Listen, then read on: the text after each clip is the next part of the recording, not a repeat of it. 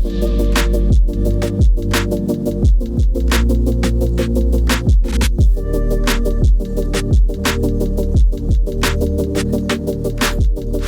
cheap and neglected 996 turbo build continues, but you'll find out here in a little bit, nothing really went to plan in this video. I was supposed to pick up where we left off with the wheel bearing. It didn't exactly happen.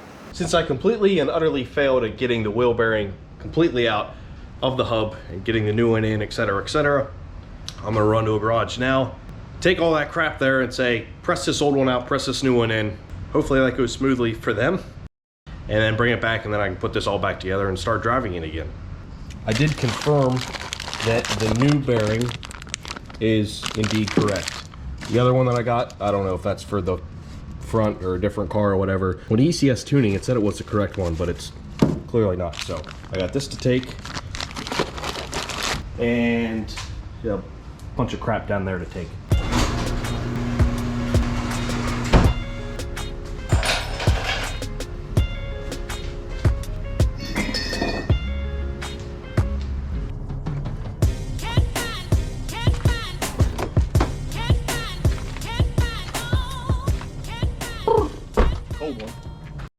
Well, I'm back from the shop, and boy, do I have some news for you guys. This project is going well, as expected. So here we have this, right? It's not pressed on. But more importantly, now if you have a keen eye, you will notice something. Number one, the bearing has been removed. Nice. And the race has been removed from there. All well and good, right? Except for that. This hub is toast.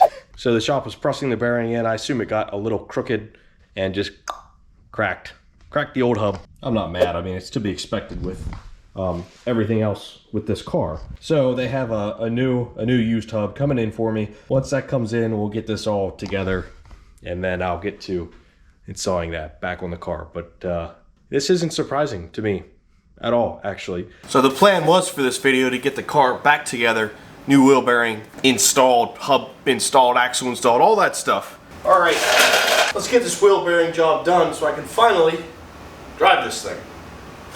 See, this sits in there like that. But clearly that's not happening because, you know, the hub's cracked and ruined and done and toast. Now, we won't be using that.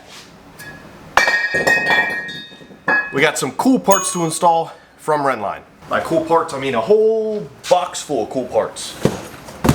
So I bought some stuff from Rennline in the past, including my cell phone mount and my wheel stud conversion. Well, they reached out and they said, you want some other cool parts? I'm like, what? Yeah, absolutely. So in this box is a whole bunch of stuff. Actually, that's for the E30. A whole bunch of cool goodies are in here, basically. Let me show you.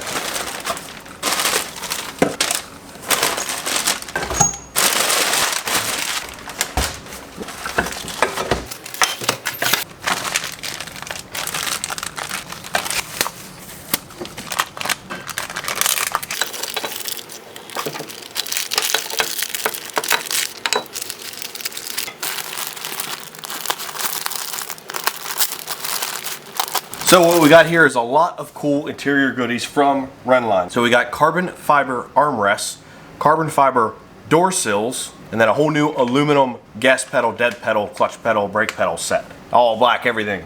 There's also going to be some more stuff coming as well.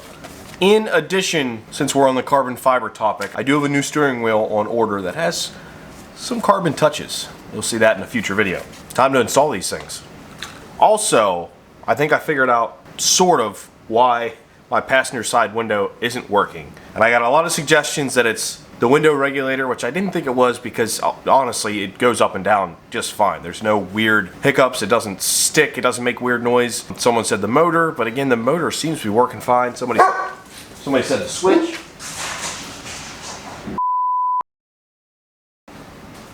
Somebody said the switch, but I swapped switches, that didn't do it. A couple of people said the micro switches. the latch, all sorts of things. Diagnosed it at least somewhat. So we're going to dive further into that today as well. But first I want to get some of these beautiful parts installed, and actually passenger side door panel already off, so I can start with one of these nice new carbon fiber armrests.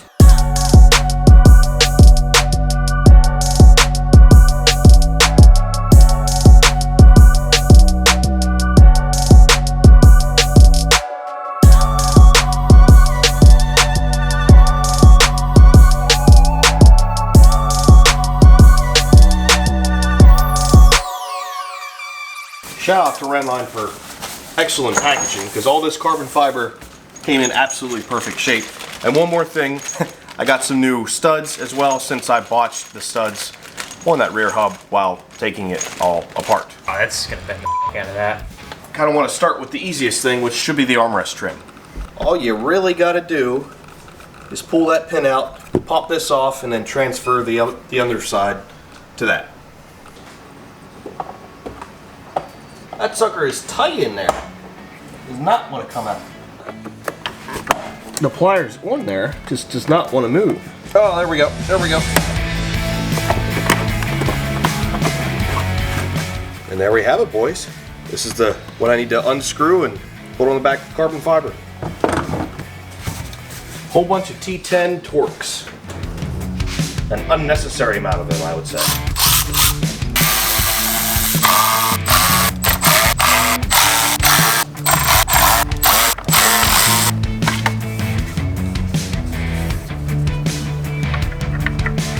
Now if you see here, you don't use as many putting it back together, which makes sense because all those are completely and totally overkill.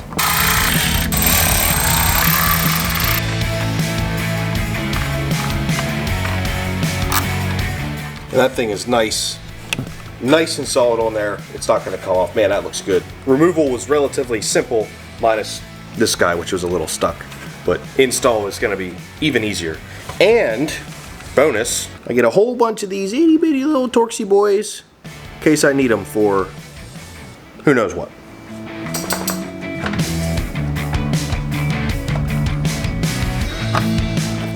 Came out hard, but went in real easy. Oh my goodness gracious, look at that. Look at how nice that looks. Sheesh! And it works just like factory. Absolutely beautiful. Now Rennline, if you guys are listening, I want this trim here to be carbon fiber as well. Pretty please.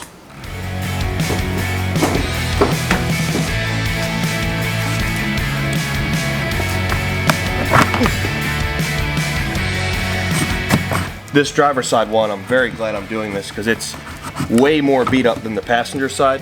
It's just kind of old and nasty looking. That's going to make a nice improvement to this.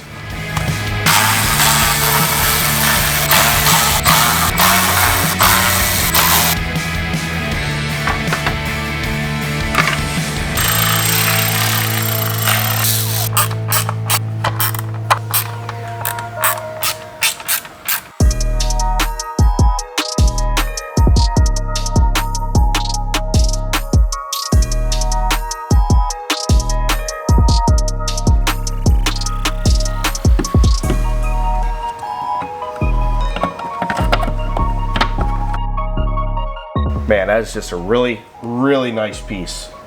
I like that a lot.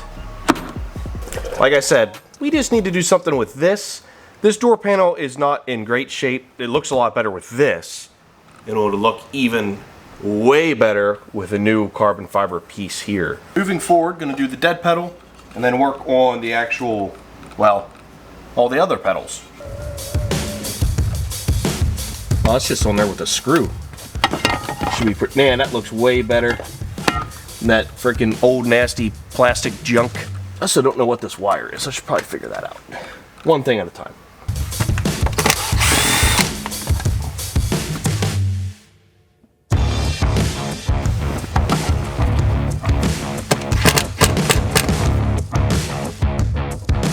That couldn't have got much easier. Awesome. Oh boy, sorry if you guys were blurry, but there it is. Nice and solid. It's literally just one screw, and they designed it so nice you can't even see the screw. It looks just like the rubber grommets. I dig that a lot. Way better than this old nasty thing. All right, on to some pedals.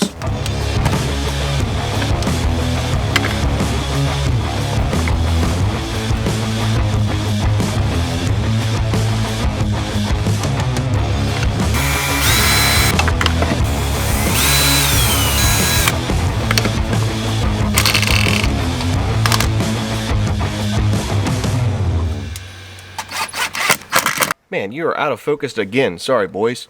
There is the new pedal. Looking nice and solid in there. Simple install. Just these two to go. Why don't you stay focused, Buster? So, first thing is, I gotta remove these pads with worn out. Oh, look at that. That 100% need to replace. Look how janky that is. I mean, that's what you get after 150,000 miles. Especially 150,000 miles with no maintenance. Now, these install a little differently in that they use bolts and nuts rather than just screws. That looks pretty good, right?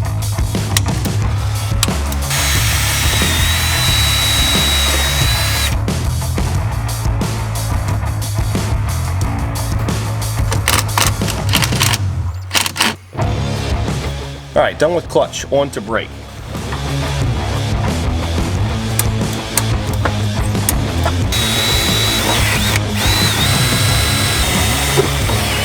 What's interesting about the brake pedal is, and I guess this makes sense, the brake pedal is metal, the clutch pedal is plastic, and also the gas pedal is plastic. Safety reasons, I presume.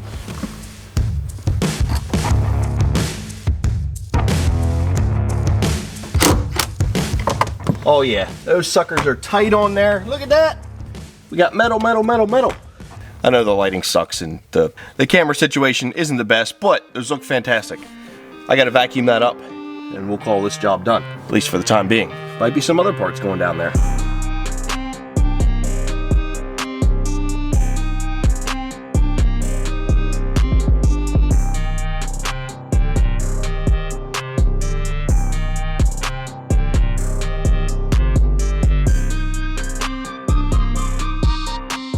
Now, to dive further into this window issue, check this out. So I open it, and if you take the wires, I think going to the latch,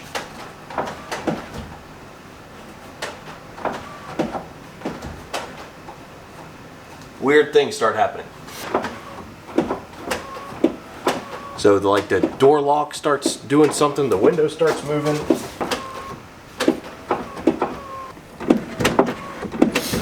So yeah, I think I have a wiring issue. Either that or the door latch has failed somehow and it's causing what appears to be some type of short. But I think overall that's good news because I think that's going to be relatively easy to fix. I just got to tear apart and have a look inside there.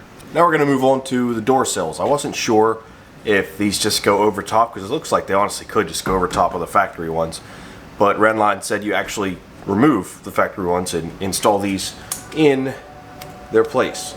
So I got to break out the heat gun, heat that stuff up, and get to removing a bunch of adhesive, which is always just so much fun.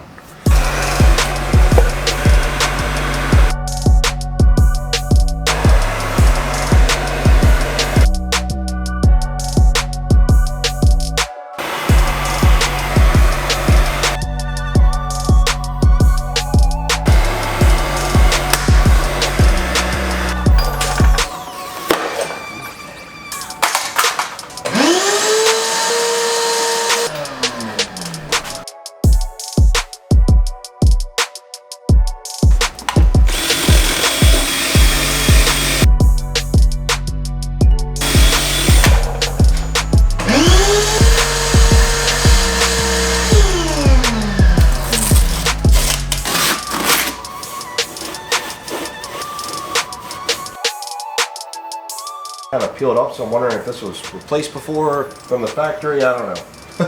Who knows? This does look pretty freaking killer on there.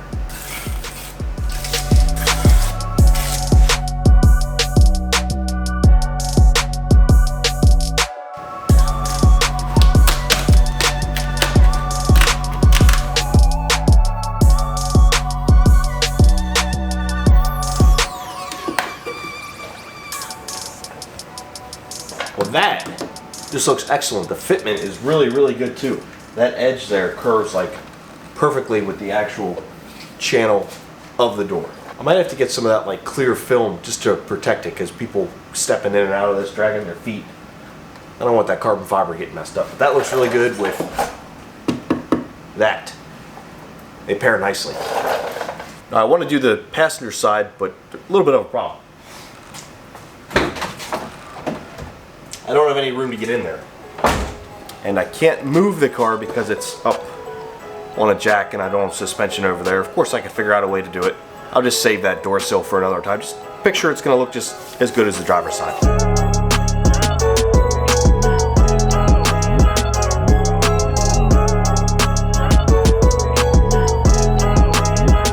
Huge shout out to Rennline for sending me some awesome parts for this project, and we'll be working together in the future as well.